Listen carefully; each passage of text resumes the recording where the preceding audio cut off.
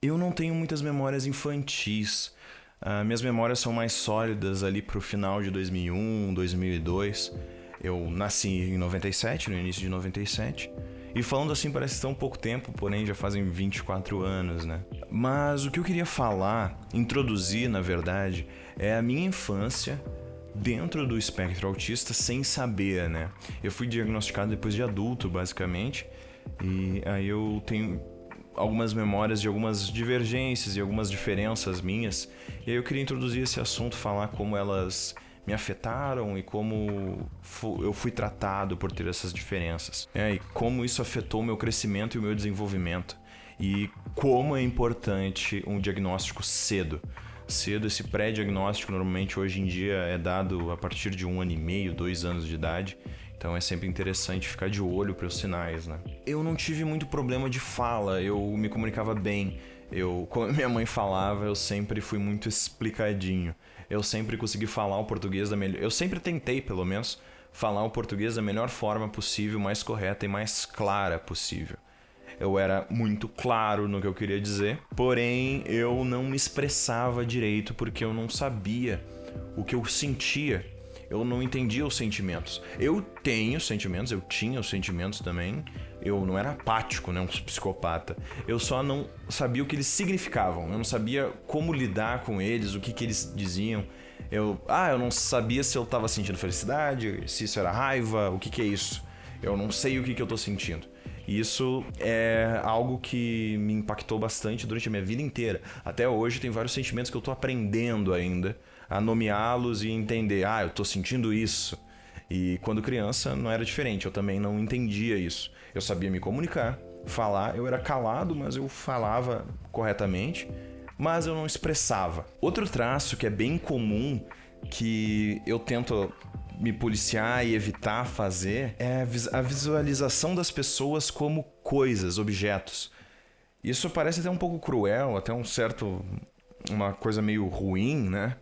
Porém, não é algo automático, não é uma ideia meio maquiavélica que eu vejo as pessoas como meios de chegar nos meus objetivos. Não tem nada a ver com isso. É que eu não identifico que as outras pessoas estão sentindo e vendo e entendendo da mesma forma que eu. E eu também não identifico que as pessoas não saibam o que eu sei. E isso é um traço bem de bebê, assim, e animal até. E que as pessoas vão crescendo e desenvolvendo melhor essa ideia de indivíduo e indivíduos. E eu não tive muito esse desenvolvimento. Eu sei, eu entendo, eu consigo praticar a empatia, mas essa é a ideia. Eu tenho que praticar, exercitar essa ideia o tempo inteiro, porque não é algo que nasceu comigo, é algo que eu tive que desenvolver observando os outros e aprendendo, né? Esse traço é algo bem comum em pessoas dentro do espectro autista. E, por exemplo, o seu filho, assim, se você está assistindo isso, tem um filho autista e ele parece que está no mundo dele e não responde a estímulos ali, tu está tentando falar com ele não responde, não é como se ele estivesse te ignorando ou tá preso num mundo. É que ele não sabe que você é você. Ele ainda não teve esse discernimento. Ele não sabe que você não sabe o que ele sabe, basicamente. Esse traço é bem comum em bebês ali de até 2 anos e em animais, como eu falei, né? Esse traço é bem comum em animais e bebês ali até 2 anos de idade, como eu falei. Sabe quando tu pega um cachorro e tenta mostrar o reflexo dele num espelho e ele não entende, acha que é outro cachorro? Essa também é a ideia desse pensamento. A pessoa autista demora um pouquinho mais para desenvolver essa ideia de indivíduo. E também aquela ideia do bebê, se ele não tá vendo, ninguém tá vendo ele também. Tipo, aí ele se esconde tapando o rosto, assim. Porque o que ele não vê, ninguém vê. Porque ele não tem essa noção de indivíduo ainda, que cada um tem o seu... Cada um é uma pessoa diferente. E como eu disse, o pensamento autista, ele não é verbal, né? Ele é mais voltado para referências de imagem.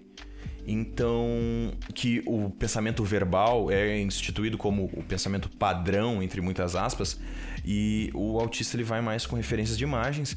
Então, por exemplo, ficar falando, indicando com fala, não leva a lugar nenhum, né? Então, eu quando criança, eu levei muito tempo para aprender a escrever. escrever corretamente, entender as regras, porque eu não existia referências para mim da linguagem escrita, só falada. Então, para mim, transpor isso para escrita era muito difícil.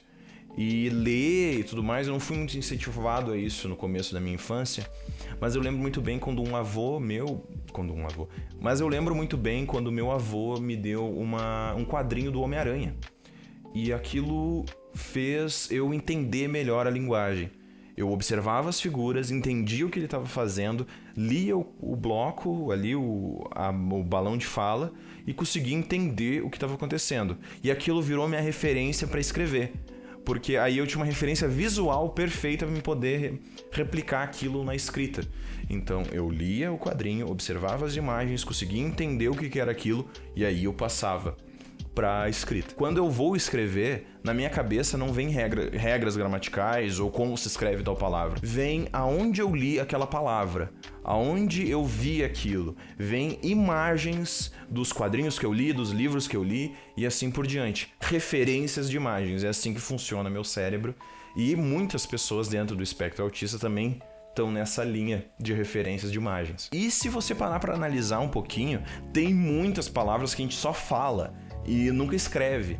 E eu, como escrevo muito e acabo adaptando roteiros e coisas do gênero, acaba gerando que eu tenho que escrever essas coisas mais específicas. E aí, eu nunca vi essa palavra antes. E isso é muito mais comum do que a gente pensa, porque a gente não costuma escrever tanto. E aí, se tu parar pra analisar, tem muitas palavras que tu nunca escreveu na vida. Bom, esse vídeo aqui, basicamente, é uma introdução, eu abrindo uma brecha para poder falar um pouco mais sobre essas coisas. Então, eu tô preparando mais alguns vídeos sobre infância. E eu também quero muito fazer um vídeo sobre o Homem-Aranha, porque é um hiperfoco meu desde muito cedo, até hoje. Eu sou muito ligado a essa ideia de super-heróis, quadrinhos, mas principalmente o Homem-Aranha. Então, eu pretendo fazer mais um vídeo sobre ele, falando como ele mudou a minha vida em vários aspectos e como eu aprendi com o Homem-Aranha, né? Mas beleza. Meu nome é Otávio e por hoje é isso. Tchau, tchau e até a próxima.